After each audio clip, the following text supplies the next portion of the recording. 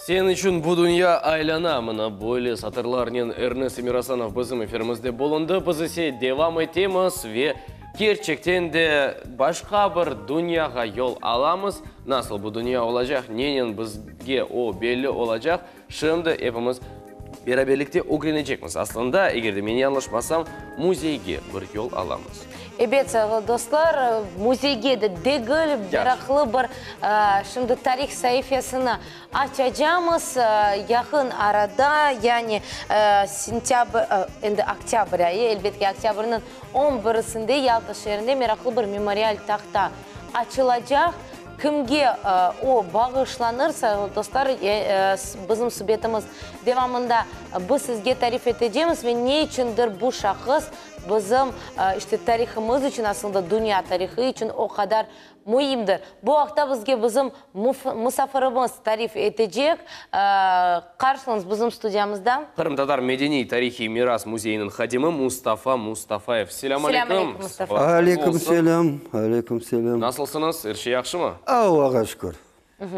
Demek Mustafa'ga yarınki vakayalarında hakkında laf etmeye istedik. Belli ki oktyabr 11'inde tamam Yalta şehrinde belli harbi operatorga bir tahta açılacak. Buyurunuz bu hafta bizge tarif ettiniz. Bilirsin 16 Ağustos 2016 senesi bizim muzeyde Keçkene'de büyük bir серга мероприятие, да, посвященное именно 110-й годовщине Кенан Кутузаде. Вот. При помощи Министерства культуры сотрудники музея тогда сделали, конечно, огромное освещение. Вот. Провели исключительное мероприятие, потому что там участвовала вся общественность, артисты свою любовь высказали ему в своих песнях и так далее. И вот именно там родилась мысль для того, чтобы увековечить его имя на киностудии, где он почти более 3 лет работал. Вот. Эту инициативу поддержал член постоянной комиссии по культуре Госсовета Жилин Анатолий Алексеевич.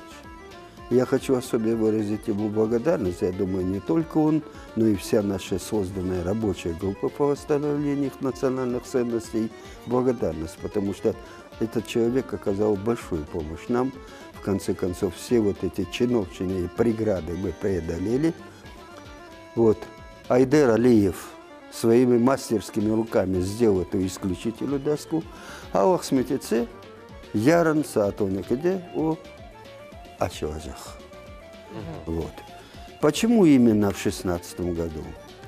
Потому что Кенан Кутузаде родился 13 августа 1906 года. Это было в далеком турецком городе Стамбул. Но семья там долго не жила. Они вернулись уже в ноябре месяце в Крым, жили в Бахчисарае. Вот. Когда он окончил учебу, поступил он в 20 году в художественно-промышленный техникум, именно на отдел полиграфии. Мастерски закончил его, и в 25 году его направляет в Ялту, вот, комитет комсомола, где он работает с молодежью. И там случайно товарищ его повел на киностудию. И вот это, понимаете, было как такое роковое предзнаменование. Он заболел кинематографом. И вот начал всячески прикладывать усилия, чтобы как-то освоить эту фамилию. Ну, там его приняли, в конце концов, помощником оператора. Он долгое время все, знаете, так старался самостоятельно что-нибудь снять. Каждый раз аппарат в работе. Вот. Потом его перевели ассистентом.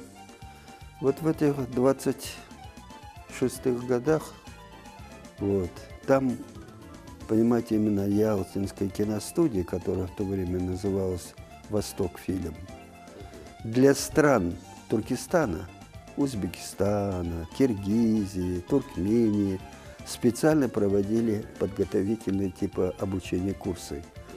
Там и операторы, и осветители, и артисты, в общем, все, как говорится, готовили. Вот с ними вместе работал Кенан Кутубзаде. Чуть позже, в 27 году, когда он уже там освоился, до 32 года он проработал в этой киностудии. Потом переехал в Москву. Решил поступить в ГИК. Но, к сожалению, как у большинства из нас, 5-й параграф паспорта не дал ему эту возможность. Потому что отец его турецкий подданный, день рождения в Стамбуле, Турция. В то время все это, как говорится, исходило в таком порядке, поэтому не получилось. Но зато он устроился на работу в «Восток-фильм» уже в Москве. Вот.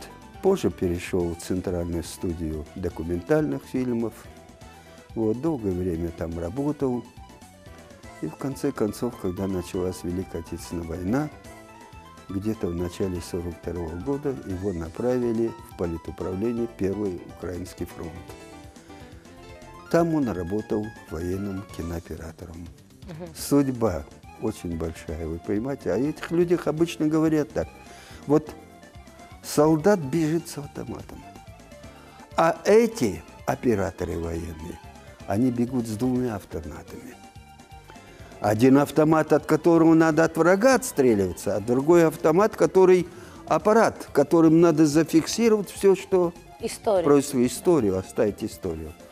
И вот надо отдать честь его, что он участвовал во многих. Вот в разгроме, понимаешь, Корсунской группировки, вот, на реке Висла, ну, перечислять очень долго это все, понимаете. Но самое главное достижение, это достижение Кенана Кутубзаде, что он смог, плача, как вот, понимаете, вот многие операторы пишут об этом действительно, потому что вот они снимали 3 человека. Одному стало плохо, другой не выдержал вообще, сбежал. Это был Николай Быков. А вот Кенан Кутубзаде вспоминает, я, говорит, плакал, но снимал. Вы вот представьте себе, вот вы перед собой видите неисчислимые горы трупов, еще не остывших, которых вот-вот должны были в крематории сжечь. Вы видите мешками женские волосы, или мешок с очками, или мешок с одеждой, или вы среди этих всех освобожденных заключенных вы видите более 100 человек детей. Вот на базе материала, который... Речь идет об Освенциме, концлагере. Да, речь идет именно об Освенциме, потому что когда вы заходите в Освенцим, там, понимаете, вот есть такая доска. Везде обычно пишут «добро пожаловать», да, куда мы приходим, там написано «каждому свое». Вот оказывается, как оно, каждому свое. И вот вы невольно, наверное, видели фильм «Помни имя свое, Гена». Вот, когда вот детки показывают, там они открывают ручки, потому что они как материал исследовательский. То есть на них проводили всевозможные опыты, именно медики и так далее. И они уже, думая о том, что у них опять будут кровь снять, в виде оператора, они сразу протягивают руки. А на руке 6-гранная запись, то есть по номерам. Вот этих бедных детей, вот, ну, понимаете, я хочу сказать одно. Нашему народу крайне не повезло. Не повезло почему? Потому что очень большую деградацию довело до нас вот эта вот депортация. Незаслуженная, тяжелая. Вот я почему об этом говорю? Вы знаете, я занимаюсь биографией Амедхан Султана. Я вам могу сказать, вот сегодня бы Амедхан был бы жив, и он бы, наверное, возглавлял Совет ветеранов республиканский. Взять, к примеру, Кенана Кутубзаде. это был бы сейчас оператор с мировым именем, потому что то, что он смог в течение месяца сделать в Освенциме, весь этот материал пошел как обвинение на Нюрнбергском процессе. Этот фильм стал основой создания нескольких художественных фильмов. Вот я вам один назвал, другой даже Никита Михалков, и тот пришел к нему, и вот фильм его, я сейчас вот не могу вам точно вспомнить, сказать, но даже он это такой фильм снял. На материале Кенан Кудубзаде сняли фильмы и пусть, и я опять верю в это, по-моему, так, это. Ну, в общем... Мустафа аға, к сожалению, время нашего эфира, эфир вақтымыз біраз соңына етті, аз вақтымыз. Кенеде, ярын, саат қашты, не ерде? Аллах смететсе, ярын, саат 10'da Севастополь соқасына, 4-нче ev, Ялтада. Ялтада. Анда уже başlayacak mirasım.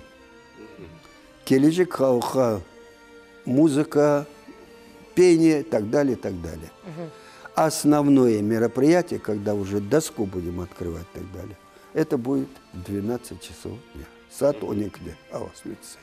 Çok sağ olun Mustafa ağa, bizge kelingeniz için, bu tarih sayfanızı atışanız için ve mutlaka men belesem şu şahsının mirası, onun çıkargan işleri tek işte bütün dünya için mühimdir. И добро, bizim айтханım, bu вот созданная рабочая группа, это еще не все. Мы еще будем продолжать, изыскивать, находить и ставить. Конечно, вы понимаете, очень бы хотелось, чтобы в этом участвовало государство. Очень бы хотелось, но, к сожалению... Gelecek seferlere sizni da bekleyecekmiz, elbette da sübetimiz devam eder. Urmetli dostlar, biz yayınımızın devam etemiz. Nevbet eka kısmını kaçırmağınız.